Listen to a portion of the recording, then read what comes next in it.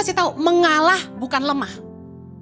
Orang yang kuat bukanlah orang yang berotot. Orang yang kuat adalah orang yang bisa menguasai dirinya dalam tekanan. Kalau kita cari staff, pasti ada kriteria dia itu bisa ditekan, working under pressure. Orang yang gak bisa bertahan dalam tekanan, dimarahin sekali, pergi. Ditegur, minggat. Itu mah lemah. Makanya anak-anak, itu bagus di training, dikasih tanggung jawab. Begitu dia tidak melakukan dengan baik, kita tegur keras. Kalau kita sayang sama anak kita harus tegur. Karena anak yang spoiled, manja, lembek, begitu dia masuk ke dunia yang sesungguhnya, the real world, dia gak akan tahan. Karena in fact kenyataannya, dunia is not so kind, the world is not so kind, they won't be so kind to you. Halo? Saya kerja waktu kuliah di sebuah fast food namanya Nando's Chicken. Saya kerja jadi kasir. Saya punya teman-teman orang dunia semua yang ngomongnya jorok terus. Mereka ngomong jorok terus. Dan satu kali mereka bully saya. Karena mereka tahu saya Kristen.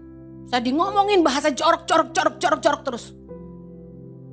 You know, I work under pressure for 3 years. Tapi saya tahu bahwa itulah yang membuat kita kuat, kata firman Tuhan. Penderitaan itu membuat kita jadi punya daya tahan. Kita jadi tekun. Orang yang kuat bukanlah orang yang dikit-dikit, lu gak tahu gue siapa gitu. Kan. Orang yang meskipun ditekan, dia bisa menguasai diri.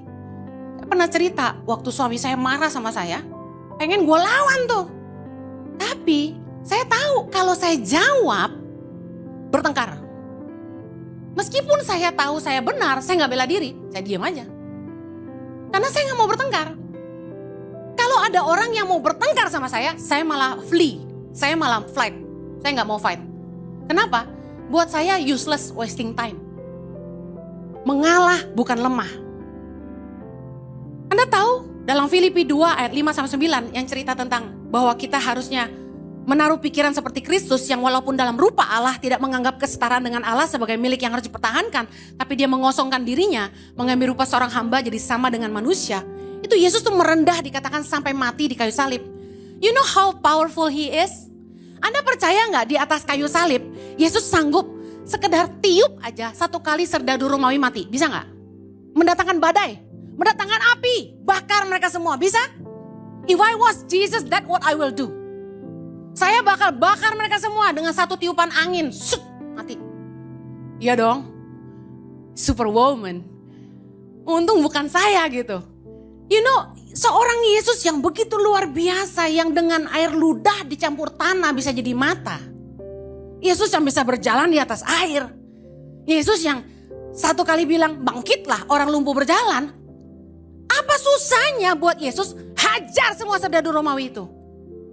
Waktu Petrus putusin telinga serdadu Romawi di Taman Getsemani dengan pedang. Yesus malah bilang, jangan. Orang yang pakai pedang akan mati dengan pedang.